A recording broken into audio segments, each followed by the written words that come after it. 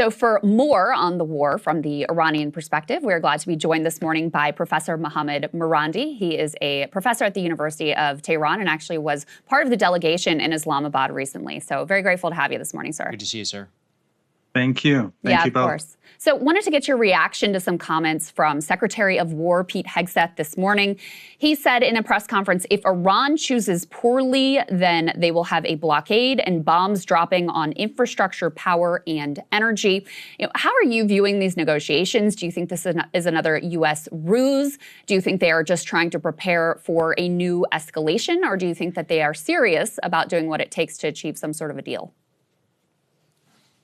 I think the Iranians from the very beginning believed that the U.S. was not serious. And the United States backed down from its initial position of unconditional surrender to the 15-point plan to ultimately accepting Iran's 10-point plan as the framework for discussion. But Iran knew that the United States was never going to move in that direction, and that Netanyahu and the Zionist lobby, they would prevent that. But Iran wanted to show the world and its own people that politically the United States under Trump was floundering. And since the ceasefire, the Iranians have been preparing themselves for the next round of war. And I think the Iranians believe that it could be quite soon. Interesting. So, sir, one of the things that we're curious because we're trying to decipher all of these moves from here in Washington. We've seen the Iranian closure of the Straits of Hormuz, now this U.S. blockade of the Strait of Hormuz. We also saw yesterday a threat from Iran to close the Red Sea. I'm curious from your view and some of the talks maybe that you observed in Islamabad, what the seriousness of the blockade is having in terms of the thought process inside Tehran. Well, the Iranians, when they went to Islamabad, the negotiators had full authority. Before leaving, the Speaker of Parliament, who was the head of the delegation, spoke extensively with Ayatollah Khamenei, the leader. But the U.S. side was obviously very different. Vance obviously had no authority. He was constantly making phone calls, including to Netanyahu. And later we learned that Netanyahu said that Vance reported to him, which is a strange word to use, and that other officials also report to him, U.S. officials, which is also strange. But the blockade, from the Iranian perspective, is intensifying the pace in which the global economy is moving towards collapse. And the belief here is that the United States, by intensifying the blockade, and the Israeli regime by violating the ceasefire agreement and attacking Lebanon, is pushing forward the collapse even faster than before. So basically, Netanyahu, by blocking the ceasefire and preventing Iran from allowing more ships to pass through the Strait of Hormuz, and Vance by failing to have authority to have an agreement because of Netanyahu, because of both acts of Netanyahu, the belief here is that the global economy will collapse much sooner than expected, and that Trump, out of desperation, will launch an attack pretty soon. Professor, I was also curious for you to contrast these negotiations, especially in terms of the American technical expertise or lack thereof brought to the table, versus you were also involved in the negotiations of the JCPOA under the Obama administration, which included a lot of highly technical experts who were negotiating all of these elaborate details. If you could compare and contrast, because I think that's important too to understand whether or not they're actually serious about coming to some sort of a deal at this point. Well, I don't have the details about the American side, but the difference between the JCPOA, where I accompanied the Foreign Minister Zarif in Vienna as a media to help with media, just like in Islamabad. I'm not in government, but they sometimes ask me to help them with interviews. Back then, the U.S. government was serious about a negotiated deal. Now, whether that was a good deal for Iran or a bad deal, that's a big debate. It's always been a big debate in Iran.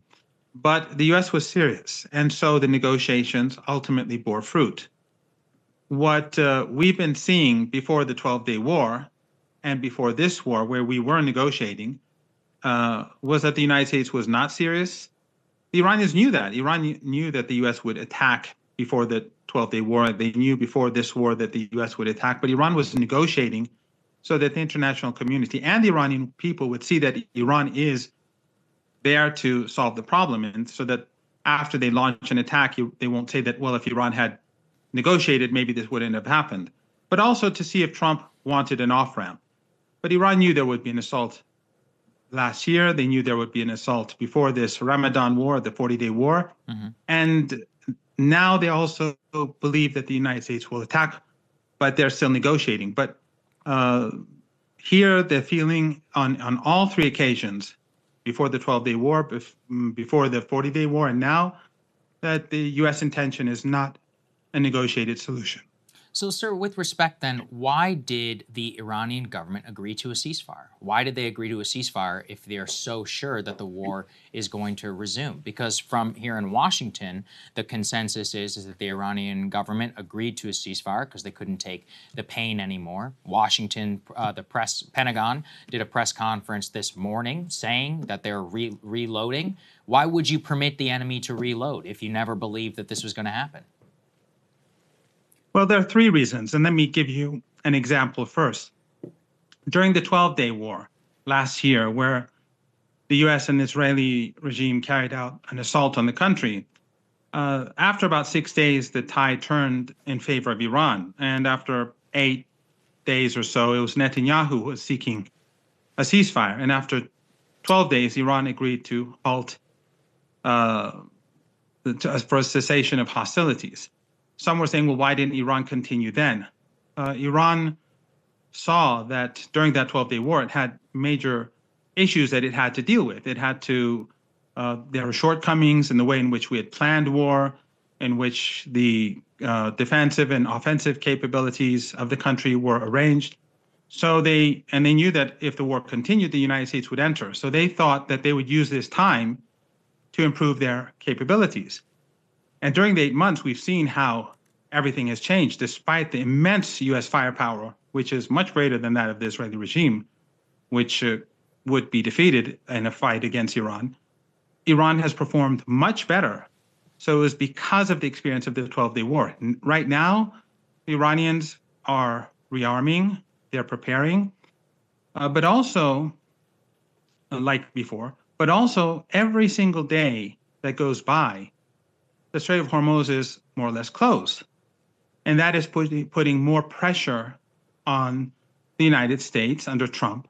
And the belief in Iran is that Trump does not make the decisions. It is the Israeli lobby, the Zionist lobby, and Netanyahu. And so the only way to force the United States to make a decision that benefits its own people is to increase the economic pressure so much that the United States under Trump or the leadership ultimately says, well, here we have to prioritize our own interests over that of Netanyahu. So each day that goes by, we're approaching, sadly, a global economic catastrophe, which will probably lead to a world economic depression. But Iran is preparing for war. Iran is also negotiating in order to be seen by the international community as participating in negotiations, and also Iran achieved something big through the ceasefire, and that is that everyone saw that on day one, the United States demanded Iran to submit and accept defeat. That didn't happen, and after 40 days, the United States accepted Iran's conditions, the 10-point plan, as the framework for discussion. Now, later on, the spokeswoman for the White House said we threw it in the bin, but that's not important. What is important is that everyone saw the evolution of the U.S. demands, from unconditional surrender to, okay, we'll accept talking within that framework of your own. And that, I think, was a sea change, or created a sea change in perceptions of the war across the world. Very interesting. So this morning in this press briefing, which I don't know if you've had a chance to see because this just happened, we're just getting these quotes in kind of real time at this point, but you not only had Secretary of War Pete Hegseth, you also had General Dan Caney, the chair of the Joint Chiefs of Staff, and he announced effectively an escalation of the U.S. blockade tactics. He said that the U.S. Navy in the Pacific would be called upon to intercept ships moving to resupply Iran, broadening that naval blockade beyond the Middle East. Do you expect the Iranian government to respond with an escalation of their own by closing the Bab el-Mandeb Strait or other actions? Oh, absolutely. That will happen as quite soon. And I think that basically what Trump is doing out of desperation is that he's dragging down the entire global economy because he is incapable of pursuing policies that are in the interests of the United States. Basically, it is Netanyahu who wants this war to continue, and the Zionist lobby. And since Trump is incapable, for whatever reason, I mean, there's speculation as to why, but for whatever reason, Trump is incapable of pursuing U.S. interests. So what is happening is that Trump is dragging down the entire global economy, including the U.S. economy, because he is obedient to the Zionist lobby. Sir, I'm curious for your view here on the Straits of Hormuz and what the future will look like. Can we put C3 up here on the screen? Recent report here from Reuters that one possible way that this could go is that Iran has offered a proposal allowing ships to exit the Oman side of the Hormuz free of attack. Now, obviously, that would downplay significantly one of the 10-point plan proposals, which is that Iran would retain total control of the Straits of Hormuz. So since you've spoken with many of the people who are in government, do you foresee any future where Iran would agree passage through the Straits of Hormuz without collecting some sort of monetary payment? No. The Iranians have made the decision that they will control the Strait of Hormuz. And it didn't have to be like this. We were not controlling the Strait of Hormuz before this war was imposed upon us. The regimes, the family dictatorships in the Persian Gulf, they are complicit in this war. Their U.S. bases in these countries were used. Their airspace was used. Their territory was used to fire missiles.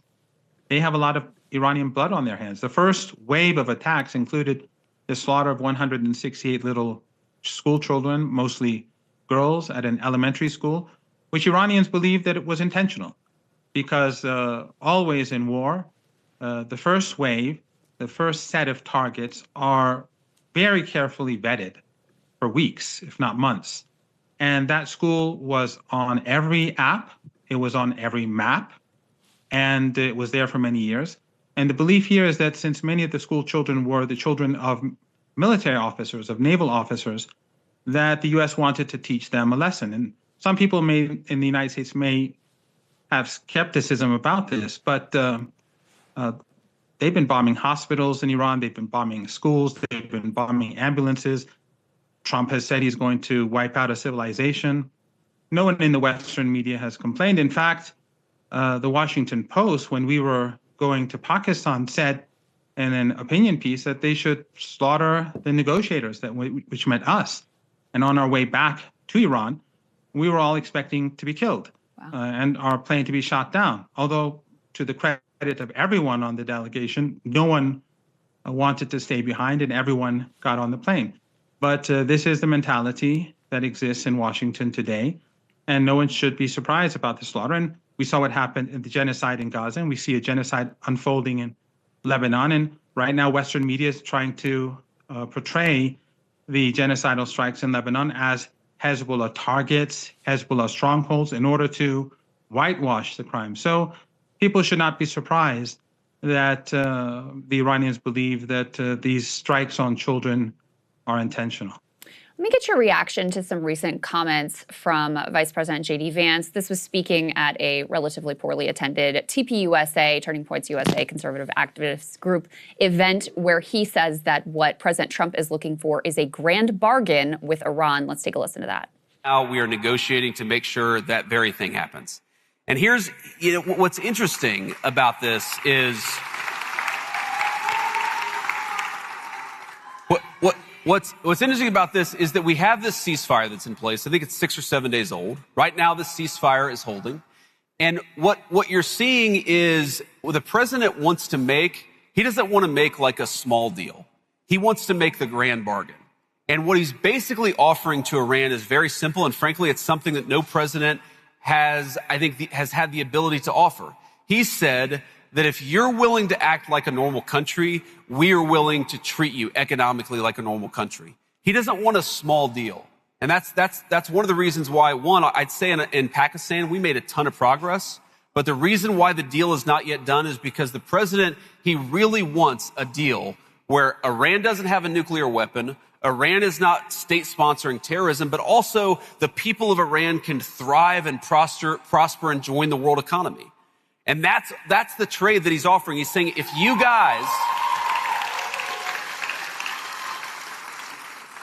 guys commit to not having a nuclear weapon, we are going to make Iran thrive. We're going to make it economically prosperous, and we're going to invite the Iranian people into the world economy in a way they haven't been in my entire life. And that's the kind of Trumpian grand bargain that the president has put on the table. So the key quote there is he says, if you're willing to act like a normal country, we are willing to treat you economically like a normal country. What do you think from the U.S. perspective it means for Iran to act like a, quote, normal country? Well, we know from Joe Kent's resignation letter that this is nonsense and that the United States knows quite well that Iran is not pursuing a nuclear weapon, and it never was pursuing a nuclear weapon. And all of this is basically a tool to put pressure on Iran, like the human rights issue, like the terrorism issue, all of that, the violations that the West and the United States carry out with regards to human rights. You have to do is look at Lebanon today and Gaza and the schools that were bombed in Iran, and everyone knows who violates human rights. We all know who created ISIS and Al-Qaeda. We know that Jake Sullivan told Hillary Clinton in an email that Al-Qaeda is on our side in Syria. All that is clear for everyone today. The masks have fallen. Iran's problem has always been its independence for the last 47 years and its opposition to ethnic cleansing, ethno-supremacism in Palestine. And of course, the crushing of the people of Cuba and so on. This is the real sin of Iran. The United States has imposed 3 wars on Iran. In the 1980s, they supported Saddam Hussein. The West gave him chemical weapons. I survived 2 chemical attacks. Wow. Never has the German government or any Western government apologized to us or paid reparations to the many victims, Iranian and Iraqi. And then last year and this year, what the United States wants is what Netanyahu wants, and that is to destroy our region. Remember what the U.S. ambassador to the Israeli regime said to Tucker Carlson, that if the Israeli regime takes the entire region, that's fine. And of course, they are the most moral army in the world. So that means that genocide after genocide after genocide can take place, and they can have the entire region. That is the plan. What Vance is saying is just nonsense. But it didn't have to be this way. There's a very good book that I would propose that you read called Going to Tehran, written by Flint and Hillary Leverett.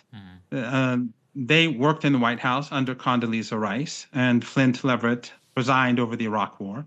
Highly educated academics, they were in government, and they dealt with many of the myths that exist about Iran. But they also proposed a way forward that how the United States could have rapprochement with Iran, the real sort of rapprochement, not the fake rapprochement of Vance and Trump. But what happened?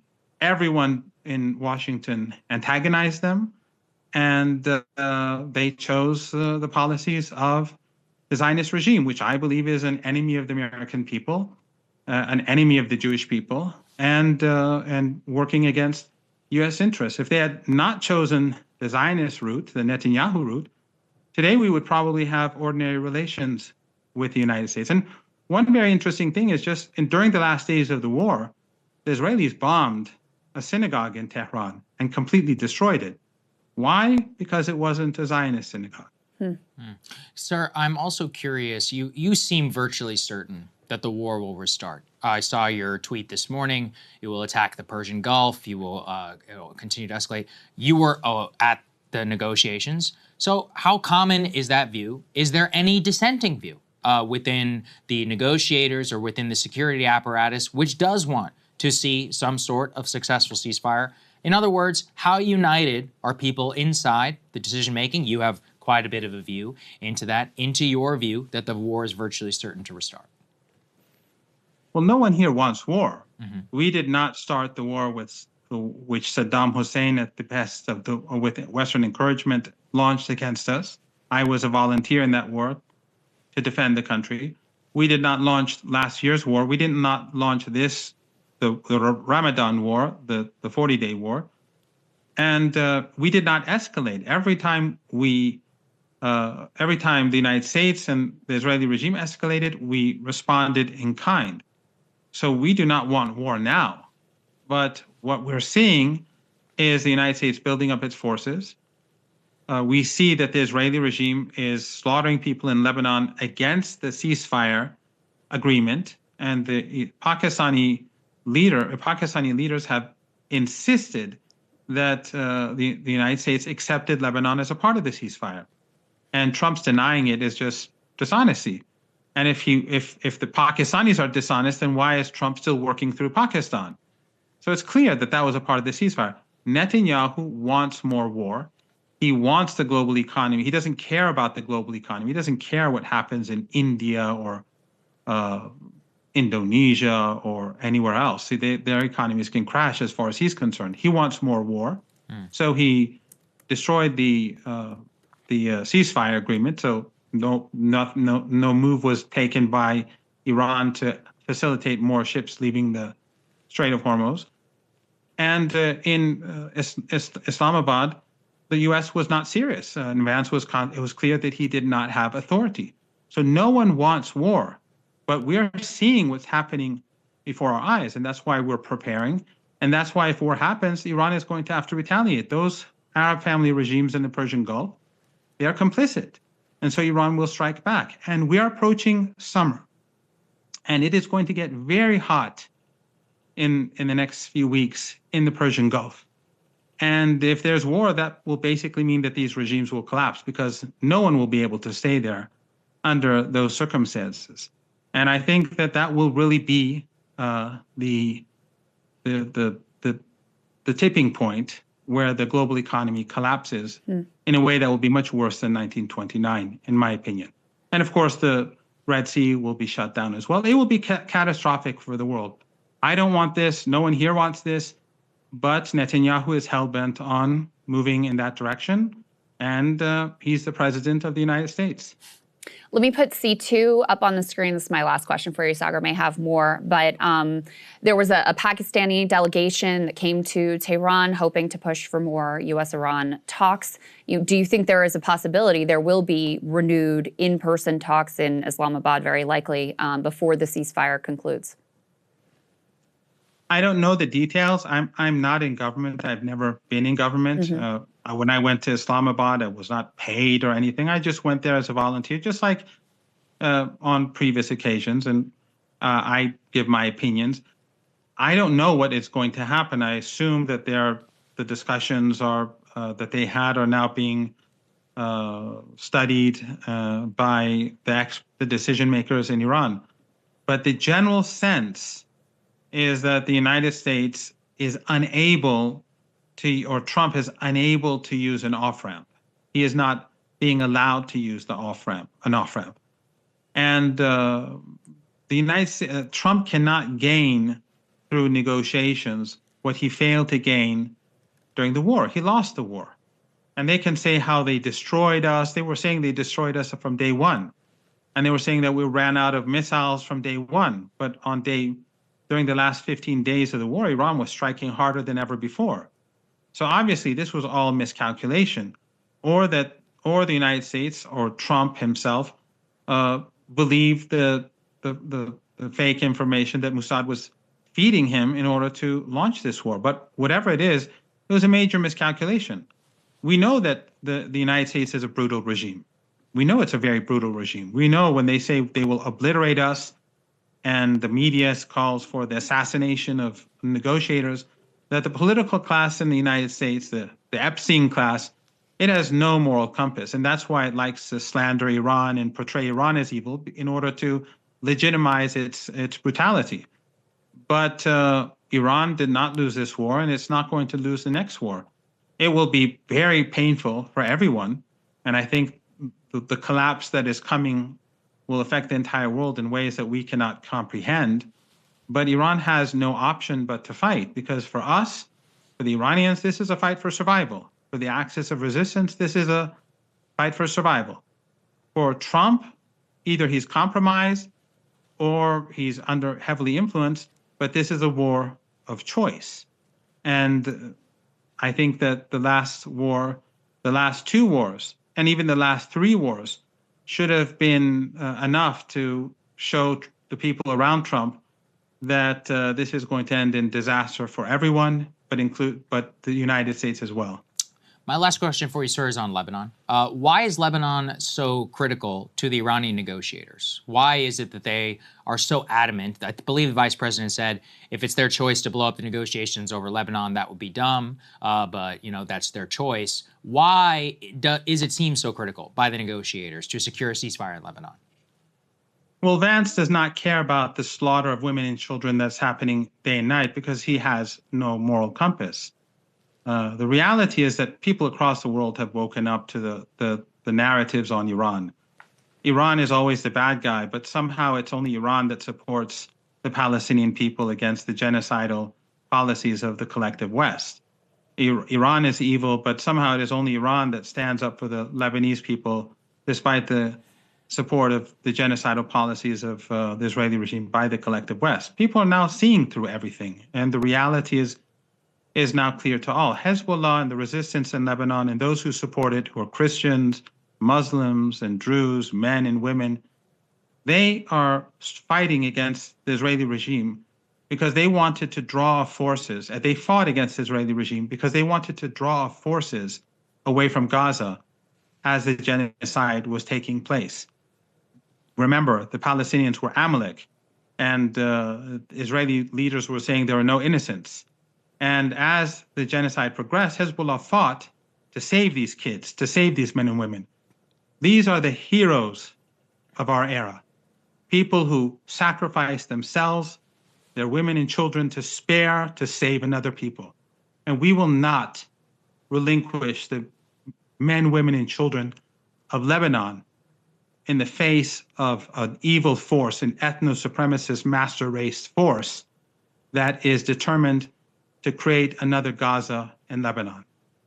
Well, Professor Marandi, we are very grateful for your time and for your perspective this morning. Thank you for joining us. Thank you, sir.